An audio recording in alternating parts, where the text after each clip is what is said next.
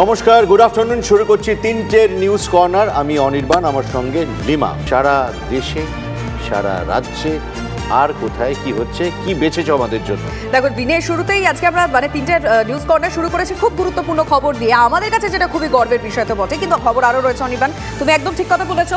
প্রত্যেক দিনের মধ্যে কিন্তু আমরা বেছে নিই দিনের সেরা খবরগুলো, এক এক করে আপনাদেরকে সব খবরের আপডেট দেবো। আজকে অবশ্যই আমাদেরকে কলকাতার দিকে নজর রাখতেই হচ্ছে, কারণ খাস কলকাতায় আবাসনে ঢুকে বন্দুকবাজদের দাপট। সেই খবর জানাবো আপনাদেরকে। টালিগঞ্জের আবাসনের ফ্ল্যাটে ঢুকে বৃদ্ধ দম্পতিকে লুটের চেষ্টা, লুটে বাধা পেয়ে এক রাউন্ড গুলি চালানো হয়, এমনটাই অভিযোগ সামনে আসছে। এবং আবাসনের সাফাই কর্মী সহ 3 অভিযুক্তকে ইতিমধ্যেই পুলিশ গ্রেফতার করেছে। আর কি ঘটেছে সেদিকে যেমন নজর থাকবে, তার পাশাপাশি একজনের কথা আজকে বলতেই হচ্ছে। তিনি কে জানেন? দিলীপ ঘোষ। কারণ তিনি অভিমানী, কেউ খোঁজ নাকি নেয় না দিলীপ ঘোষের। দিলীপ ঘোষের মুখে এক রাশ অভিমান। আমাকে কর্মীদের কাছে যেতে বাধা দেওয়া হচ্ছে, দিলীপ ঘোষ বলছেন। বিস্ফোরক অভিযোগ দিলীপ ঘোষের। আচ্ছা, তাহলে কি এবার কোনো বড় পদক্ষেপের ইঙ্গিত প্রাক্তন বিজেপির রাজ্য সভাপতির? রাজ্য রাজনীতিতে জোর গুঞ্জন, সেদিকে যেমন নজর থাকবে কি চলছে রাজনীতিতে, তার মধ্যে আরও একটা বড় খবর। প্রাথমিক দুর্নীতি মামলায় সিবিআইকে অল আউট ঝাঁপানোর নির্দেশ দিয়েছে। কি নির্দেশ? ওএমআর ও সার্ভার দুর্নীতির একেবারে শেষ দেখতে চাইছে আদালত। পৃথিবীর যে কোনো প্রান্তের বিশেষজ্ঞের সাহায্য নিন, মন্তব্য করেছে হাইকোর্ট। আর যাবতীয় খরচ কে বহন করবে?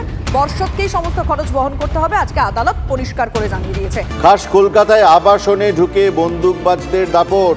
কলকাতার বুকে টালিগঞ্জের আবাসনের ফ্ল্যাটে ঢুকে বৃদ্ধ দম্পতিকে লুটের চেষ্টা, লুটে বাধা পেয়ে এক রাউন্ড বন্দুক থেকে গুলি চালালো এরা। আবাসনের সাফাই কর্মী সহ 3 জনের বিরুদ্ধে অভিযোগ। অভিযুক্ত 3 জনকে গ্রেফতার কলকাতা পুলিশের। অভিযুক্ত সাফাই কর্মী ঝাড়খণ্ডের গিরিডির বাসিন্দা এবং এই লেক অ্যাভিনিউয়ের আবাসনের 9 তলায় থাকতেন এই প্রবীণ দম্পতি। জানা গিয়েছে গতকাল সন্ধেবেলা 6:30টায় 2 বন্ধুকে নিয়ে আবাসনে ঢোকেন এই সাফাই কর্মী। ফ্ল্যাটের গেট খুলতেই একদম লুটপাটের চেষ্টা শুরু হয়ে যায়। পুনম, ভদ্রমহিলা, ওনার নাম পুনম, তার চিৎকার শুনে উপরে উঠে আসে অন্যান্য আবাসিকরা এবং তারপরেই পাকড়াও করা হয়। কি হচ্ছে লিমা? আমি আরো একটা বড় প্রশ্ন, তাও কিছু কিছু ফ্ল্যাটে সিকিউরিটি থাকলো, বাড়িতে তো কোনো সিকিউরিটি থাকে না, কি করে তারা উঠে যেতে পারে বাড়ির মধ্যে, ফ্ল্যাটের মধ্যে ঢুকে যেতে পারে? এই ক্ষেত্রে সুবিধা হয়েছে কি জানো? আবাসনের সাফাই কর্মী হচ্ছে ইনভলভ, হচ্ছে মূল পান্ডা। এক্স্যাক্টলি, কি করে এটা ঘটতে পারে? নিরাপত্তা নিয়ে প্রশ্ন তো উঠছে। আমার মনে হয় এই বিষয়ে একটু সুপ্রিয়ার সঙ্গে কথা বলা প্রয়োজন রয়েছে অনির্বাণ, যে এরকম একটা ঘটনা কিভাবে ঘটলো। সাফাই কর্মী কি তাহলে এটা দীর্ঘদিন ধরে প্ল্যান করছিল? এখনো পর্যন্ত পুলিশ কি বিষয়ে জানাচ্ছে সুপ্রিয়? লিমা, দেখো, সাফাই কর্মী বা যার বিরুদ্ধে মূল অভিযোগ অর্থাৎ সন্দীপ দাস এবং তার 2 সহযোগী, তাদেরকে কলকাতা পুলিশের গুন্ডা দমন শাখা গ্রেপ্তার করেছে। কিছু সময়ের মধ্যে তাদেরকে আলিপুর আদালতে পেশ করা হবে, পুলিশ হেফাজতে নেওয়ার আবেদন জানাবে। পুলিশের তরফ থেকে এখন 2টো জিনিস দেখা হচ্ছে বা 2টো দিক দেখছে। এক হচ্ছে এই আগ্নেয়াস্ত্র তারা কোথা থেকে পেয়েছে, যে আগ্নেয়াস্ত্র থেকে গুলি ছোড়া হয়েছিল ওই দেবাশিস দে নামের ওই ব্যবসায়ীকে লক্ষ্য করে। আর দ্বিতীয়ত হচ্ছে গত মাস 3 যাবৎ তিনি এই আবাসনে সাফাই কর্মী হিসাবে কাজে যোগ দিয়েছিলেন। আর এই সাফাই কর্মী হিসাবে কাজে যোগ দেওয়ার পেছনে কি লুটপাট চালানোটাই মূল উদ্দেশ্য ছিল, বা ইতিপূর্বে এ ধরনের কোনো কুকৃতি বা লুটপাটের ঘটনার সঙ্গে এদের কোনো রকম যোগসাজশ রয়েছে কিনা? কারণ এই সাফাই কর্মী পরিচয় থাকার সুবাদেই কিন্তু অনায়াসেই গতকাল সন্ধ্যায় এই আবাসনে এই সন্দীপ দাস নামের যে যুবক বা ব্যক্তি, তিনি কিন্তু প্রবেশ করতে পেরেছিলেন। আর তার সঙ্গে যাদেরকে নিয়ে এসেছিলেন, একেবারে সুপ্রিয় কারণগুলোর উত্তর খোঁজার চেষ্টা করছে এই মুহূর্তে পুলিশ। তোমার মাধ্যমে অবশ্যই আমরা দর্শকদের বিষয়ে আপডেট দিতে থাকবো। তোমায় আপাতত ধন্যবাদ। কিন্তু অনির্বাণ, ভয় লাগছে সত্যি কথা। এটা একটা ঘটনা নয়, তুমি ঘটনা ঘটছে, একটার পর একটা ঘটনা যেন ঘটছে গোটা রাজ্যে। বিশেষ করে দেখতে গেলে যদি একসঙ্গে আমরা দেখাতে চাই ছবিগুলো, এই মুহূর্তে আমি পিসিআর সেই ছবিগুলো প্লে করছি অনির্বাণ। কেন বলছি আমরা সত্যি ভয় পাচ্ছি, শুধুমাত্র কলকাতাবাসী হিসেবে কি বলবো না, গোটা রাজ্যেই ঘটনা ঘটছে। কলকাতায় 3টে ঘটনা আমরা কলকাতা দেখেছি, টালিগঞ্জের ঘটনা আমরা পশ্চিম মেদিনীপুর দেখেছি, আমরা চোপড়ায় দেখেছি, কিন্তু কেন একটার পর একটা ঘটনা ঘটছে? আচ্ছা, এই পরিস্থিতিটার পিছনে কারণটা কি? এটা নিয়ে মনে হয় অনির্বাণ আলোচনার প্রয়োজন রয়েছে। আমি একটু আমাদের প্রতিনিধি সুজয়ের সঙ্গে কানেক্ট করতে পেরেছি। আমি একটু সুজয়ের সাথে কথা বলে জানার চেষ্টা করব যে প্রশাসন কি ভাবছে, সাধারণ মানুষের নিরাপত্তা কোথায়? আরে গুলি কি খোলামকুচি নাকি বাজারে সবজির মতো কি চলছে? সুজয়, প্রশাসন কিভাবে দেখছে বিষয়টি? দেখো, বছর 10-11 আগে গোটা দেশে মূলত এই বেআইনি অস্ত্র সরবরাহ করা হতো মুঙ্গের থেকে, অর্থাৎ মুঙ্গেরে একাধিক বেআইনি অস্ত্র কারখানা ছিল, যে বা যারা প্রয়োজন ছিল মুঙ্গের থেকে অস্ত্র সংগ্রহ করতো বা যারা চোরাকারবারি তাদের কাছ থেকে অস্ত্র সংগ্রহ করতো।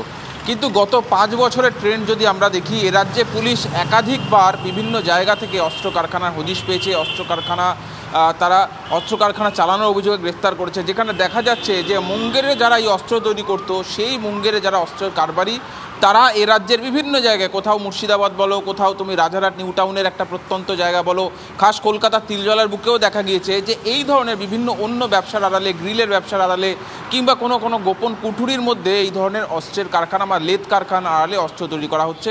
সেক্ষেত্রে এই মুঙ্গের থেকে যারা কাজ করতো তাদেরকে নিয়ে এসে কাজটা করানো হচ্ছে। ফলে এ রাজ্যে অস্ত্রের চাহিদা থাকাতেই কিন্তু এই পরিমাণ বিভিন্ন জায়গায় অস্ত্র কারখানা তৈরি হচ্ছে এবং অস্ত্রের যোগান হয়ে যাচ্ছে ঠিক এইভাবেই। ফলে স্বাভাবিকভাবে প্রশ্ন উঠছে যে সাহসটা তো পাচ্ছে শুধু যে তাদের অস্ত্রের প্রয়োজন রয়েছে, তারা অস্ত্রটা পেয়ে যাচ্ছে, কিন্তু পাচ্ছে কেন? এখানেই তো পুলিশের নজরদারি নিয়ে প্রশ্ন ওঠে। অবশ্যই এই নিয়ে আমরা পরবর্তীতে আলোচনা করব, কারণ এটা গোটা রাজ্যের ব্যাপার, গোটা রাজ্যের মানুষের নিরাপত্তার বিষয় অনির্বাণ। একদম। এবং আমাদের তো নজর এবং আতঙ্ক কাটিয়ে আমাদের তো এগিয়ে যেতে হবে লাইফে, এবং লাইফের হয়তো অনেক মানেই আজকে বুঝতে পারছেন না। আমাদের সকলের পরিচিত দিলীপ ঘোষ একজন তেজি যুবক ছিলেন। দিলীপ ঘোষ আজকে তাকে একজন অভিমানী প্রৌঢ়র মতন লাগছে, এবং একে একে সব পরিচয় হারিয়েছেন। লোকসভা ভোটে সর্বশেষ পরিচিতি, সাংসদ তকমাটাও হারিয়েছেন। এখনো তাকে পরবর্তী কোনো দায়িত্ব সম্পর্কে কেউ কোনো কথা বলেনি, রাজ্য বা কেন্দ্রীয় নেতৃত্ব। আর এই পরিস্থিতিতে বেজায় অভিমানী দিলীপ ঘোষ, কেউ খোঁজই নেয় না বলছেন তিনি। এবং দিলীপ ঘোষের মুখে এক রাশ অভিমান। ফোনে তিনি কি বললেন আমাদের প্রতিনিধিকে লিমা শোনাবেন। আমার মনে হয় শোনাটা প্রয়োজন। আমাদের প্রতিনিধির সঙ্গে দিলীপ ঘোষ কথা বলে ঠিক কি বলেছে, তার রিঅ্যাকশনটা কি, আসুন শুনুন। এই ধরনের কি আছে, পার্টিতে তো কেউ কার খোঁজই নেয় না, কি চলছে বোঝা যাচ্ছে না। সব কাছে কথা আমাকে জিজ্ঞেস করছে কি করবো, আমি তো কাউ কিছু বলতেই পারছি না। না কেউ দেখা করে, না কেউ কথা শোনে, না কারো কাছে সময় নেই কথা বলার, না উচ্চতর না নিম্নতর। এখানে হাজার হাজার কর্মীরা মার খাচ্ছে, কেউ খবর নিচ্ছে না। নিজেই যাচ্ছি, কাজকর্মীরা ফোন করছে, দেখা করতে চাইছি, কি করবো, বাড়িতে আসছি, বাড়িতে গিয়ে এত লোক কি দেখা করবো, আর তো কেউ যায় না দেখা করতে। আমি যাচ্ছি, দেখা করছি, তাতে কষ্ট, নিজেরাও দেখা করবে না, আমি দেখা করলে কষ্ট, কি করা যাবে। দেখা করতেও মানা করছে, যাচ্ছি বলে অনেক সমস্যা, ওই জন্য না আসে দেখা করে চলছে। তাহলে পরবর্তী পদক্ষেপ কি? দেখা যাক কি করছে পার্টি, কি ভাবছে, দেখি তারপরে। অভিমানী দিলীপ ঘোষ, আচ্ছা পরবর্তীতে কি কিছু হতে পারে? তার কারণ অনির্বাণ, আমরা দেখেছি যখনই কোনো রাজনীতিক অভিমানী হয়েছে কোনো বড় পদক্ষেপের দিকেই এগিয়েছে।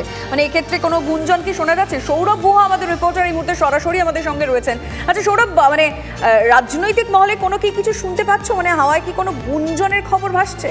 এবং সৌরভ, যেটা লিমা বলল, গুঞ্জন বলতে একটু স্পেসিফিক্যালি বলো। এও হয় সেও হয়, তো আমরা শুনছি বহুদিন ধরে।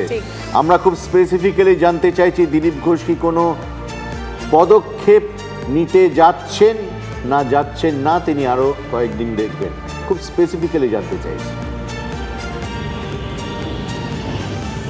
অনির্বাণদা, লিমা দুজনকে যেটা বলবার, যে এই যে গুঞ্জনের যে কথা বলছো, তেমন কোনো গুঞ্জন, অর্থাৎ গুঞ্জন কি সব থেকে বড় গুঞ্জন যে তিনি বিজেপি ছেড়ে তৃণমূল কংগ্রেসে যোগদান করবেন, এরকম কোনো গুঞ্জন দুই পার্টির তরফ থেকে এখনো পর্যন্ত নেই। বঙ্গ বিজেপির অবশ্যই ম্যাজিশিয়ান বলা যায় যে দিলীপ ঘোষকে, সেই দিলীপ ঘোষ দুর্গাপুরে হেরে যাওয়ার পর কিন্তু একরাশ ক্ষোভ উগড়ে দিয়েছিলেন। এবং আমাদের প্রতিনিধি সম্প্রতি যে রঞ্জিত যে কথা বলেছেন দিলীপ ঘোষের সঙ্গে, সেখানে একটা গুরুত্বপূর্ণ ইঙ্গিত দিয়েছেন তিনি, যে দলের ভেতরেই কার্যত কোণঠাসা অবস্থায় রয়েছেন। এখন দিলীপ ঘোষের মতো একজন লড়াকু নেতা এভাবেই কি কোণঠাসা অবস্থায় বিজেপিতে থেকে যাবেন, নাকি কোনো বিকল্প ভাবনা তিনি ভাববেন? যেভাবে তিনি ক্ষোভ প্রকাশ করছেন সংবাদ মাধ্যমের কাছে, এটা কোন পরিণতির দিকে যায় নিশ্চিতভাবে আমাদেরকে লক্ষ্য রাখতে হবে। দেখা যাক, মানে অভিমানী দিলীপ ঘোষ তিনি তার মান ভাঙিয়ে দলে থাকেন, নাকি অন্য কোনো সিদ্ধান্তে, যেটা নিয়ে আমরা একটা আলোচনা করছি, সেটা কিছু হয়, আমাদের অবশ্যই নজর থাকবে। ধন্যবাদ সৌরভ। যা বললো লিমা, আমাদের কিছুদিন ওয়েট করতে হবে দিলীপ ঘোষের পরবর্তী পদক্ষেপের জন্য।